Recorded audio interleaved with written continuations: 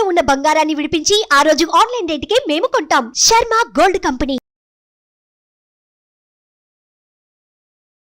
గురుగారు, ఈ జూన్ నెల వృశ్చిక రాశి వారికి ఎలా ఉండబోతుంది? వీరికి గ్రహస్థితిగతులు ఎలా ఉన్నాయి? ఏ నక్షత్రాలు వృశ్చిక రాశిలోకి వస్తాయి? తప్పకుండా అమ్మా. వృశ్చిక రాశి అనగానే మనకి విశాఖ 4వ పాదం, అనురాధ 1, 2, 3, 4 పాదాలు, జ్యేష్ఠ 1, 2, 3, 4 పాదాలు. ఈ రాశి వారికి 1 మే నుంచి మనకి గురుబలం స్టార్ట్ అయింది. ఎందుకంటే సప్తమ స్థానంలో గురువు ఉన్నాడు కాబట్టి. అలాగే రాహుకేతులు కూడా పంచమం లాభంలో చాలా బాగున్నారు. అలాగే మనకి బుధుడు కూడా స్వస్థానంలో ఉన్నాడు. సో మెయిన్ గ్రహాలన్నీ ఉన్నంతలో బాగానే ఉన్నాయి కాబట్టి ఈ నెల ఖచ్చితంగా వీడికి బాగానే ఉందని చెప్పుకోవాలి. ముఖ్యంగా సప్తమ స్థానంలో గురువు ఉన్నప్పుడు, అలాగే మన జాతకరీత్యా కూడా లగ్నం నుంచి సప్తమ స్థానంలో గురువు ఉన్నప్పుడు ఓల్డేజ్ హోమ్ కానీ, గుడి కట్టించడం కానీ, లేదంటే ఎన్జిఓ ఆర్గనైజేషన్ కానీ స్టార్ట్ చేయడం కానీ, లేదంటే ఖచ్చితంగా దాని సహాయ సహకారాలు చేయడం కానీ, బాగా డబ్బున్న వాళ్ళు అయితే ఇంట్రెస్ట్ ఉన్నవాళ్ళు, ప్యాషన్ ఉన్నవాళ్ళు ఇవి కట్టడం కానీ స్టార్ట్ చేయడం కానీ చేస్తారని.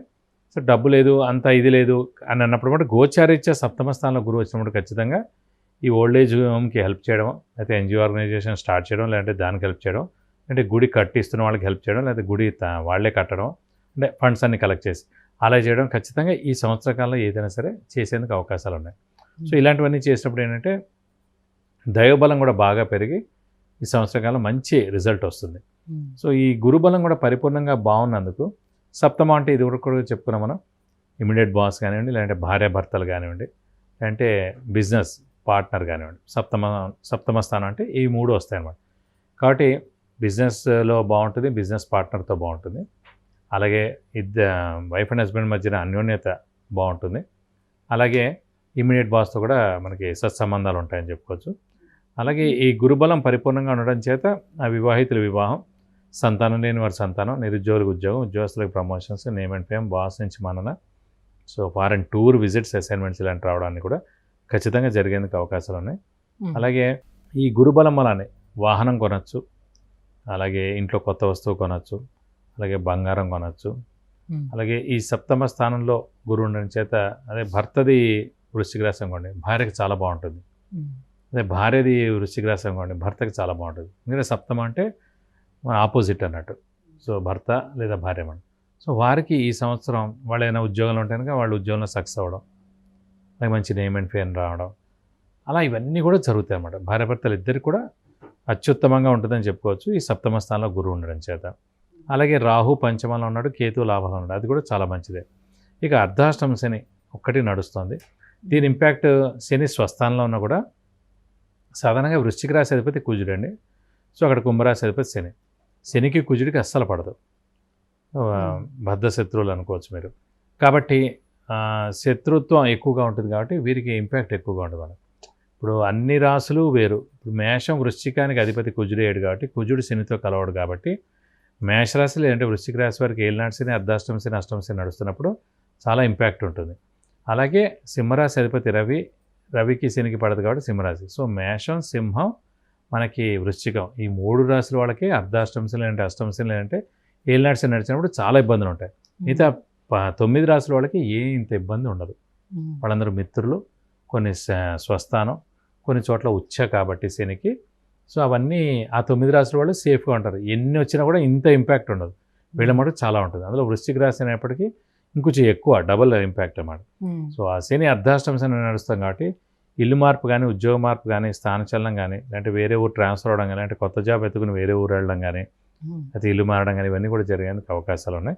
సో ఇంట్లో పెద్దవాళ్ళు, చిన్నపిల్లల ఆరోగ్య విషయంలో జాగ్రత్త వహించాలి. అలాగే మీ ఆరోగ్యం కూడా, వృశ్చిక రాశి వారి ఆరోగ్యం కూడా జాగ్రత్త వహించాలి. అర్ధాష్టమ శని నడుస్తున్నందుకు వెహికల్ డ్రైవింగ్ జాగ్రత్తగా చేయాలి. యాక్సిడెంట్స్ కూడా జరిగేందుకు అవకాశం ఉంది. ఎందుకంటే 4th హౌస్ ఏంటంటే వెహికల్ స్థానం కూడా అండి. సో ఆ వెహికల్ స్థానంలో మనకి శని నడుస్తున్నాడు కాబట్టి, అర్ధాష్టమ శని నడుస్తుంది కాబట్టి మన వెహికల్ కూడా యాక్సిడెంట్ అయ్యేందుకు అవకాశం ఉంది. కాబట్టి వెహికల్ డ్రైవింగ్ కూడా జాగ్రత్తగా చేస్తే మంచిది. అలాగే ఆరోగ్యం కూడా కొంచెం జాగ్రత్తగా చూసుకుంటే మంచిది. ఇవి పాటిస్తే సంతానపరంగా ఏ రకంగా ఉంటుంది? సంతానపరంగా అంటే గురువు సంతాన కారకుడు, సప్తమ స్థానంలో ఉన్నాడు. రాశిని, వృశ్చిక రాశిని సప్తమ దృష్టితో చూస్తారు కాబట్టి సంతానం లేని వారికి ఇది సరైన సమయం అనుకోవచ్చు. ఖచ్చితంగా కన్సీవ్ అవ్వడం ఇవన్నీ కూడా జరుగుతాయి. ఖచ్చితంగా ఈ ఏడాది సంతానం కలిగేందుకు అవకాశాలు ఎక్కువగా ఉన్నాయి. ఇంకా విద్యార్థులకి, వ్యాపారస్తులకి, వాళ్ళందరూ విద్యార్థులకి, వ్యాపారస్తులు కూడా పట్టిందల బంగారం చెప్పుకోవచ్చు. ఎందుకంటే గురువు పరిపూర్ణంగా చాలా బాగున్నాడు కాబట్టి గురువు విద్యాకారకుడు అవుతాడు, జ్ఞానకారకుడు అవుతాడు, అలాగే ధనకారకుడు అవుతాడు. కాబట్టి విద్యార్థులకి సువర్ణావకాశం చెప్పుకోవచ్చు, అలాగే వ్యాపారస్తులు కూడా పట్టింది అలా బంగారం చెప్పుకోవచ్చు. ఖచ్చితంగా కొత్త వ్యాపారం స్టార్ట్ చేసి ఇలాంటి ఎక్స్పాన్షన్ వెళ్ళచ్చు, ఇలాంటి క్రెడిట్స్ ఇచ్చినా కూడా అంత నష్టమే ఉండదు. సో అలాగే షూరిటీస్ పెట్టచ్చు, మధ్యవర్తిత్వం వహించవచ్చు. సో ఇవన్నీ కూడా చేసినా కూడా ఏ ప్రాబ్లమ్సే ఉండదు. సో వృశ్చిక రాశి వారికి చాలా బాగుంటుందని చెప్పుకోవాలి. గృహయోగం అది గృహయోగం అనేది లేదండి. గృహయోగం అంటే చతుర్థ స్థానం అంటే భాగ్యస్థానంలో గురువు ఉన్నప్పుడే, అంటే ఒకవేళ వాళ్ళ లగ్నం కనుక కుంభలగ్నం అయిందనుకోండి, అంటే కన్యా లగ్నం అయిందనుకోండి, రాశిరీత్యా అయితే తక్కువ ఛాన్సెస్. ఒకవేళ కన్యా లగ్నం అయినా కుంభలగ్నం అయినా అయితే కనుక ఖచ్చితంగా ఈ సంవత్సరం స్థలం కానీ ఇల్లు కానీ పొలం కానీ కొనేందుకు అవకాశం ఉందని చెప్పుకోవచ్చు.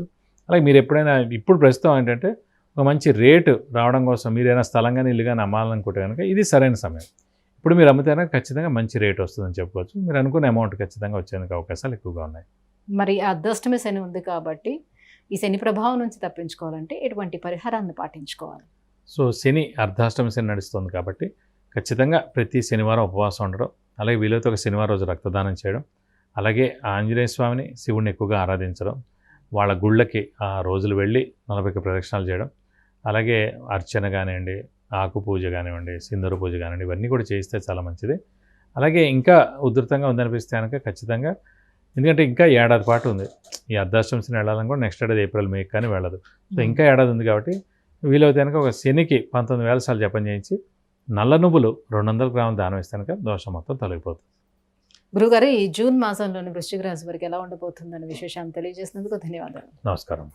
చూశారు కదండి, విద్య, ఉద్యోగం, ఆరోగ్యం, ఐశ్వర్యం, వాహనం, వివాహం, విదేశీయానం, గృహం, వీటన్నిటి గురించి తెలుసుకోవాలంటే కింద స్క్రోల్ అవుతున్నటువంటి నెంబర్కి కాల్ చేసి గురువుగారి అపాయింట్మెంట్ను పొందవచ్చు.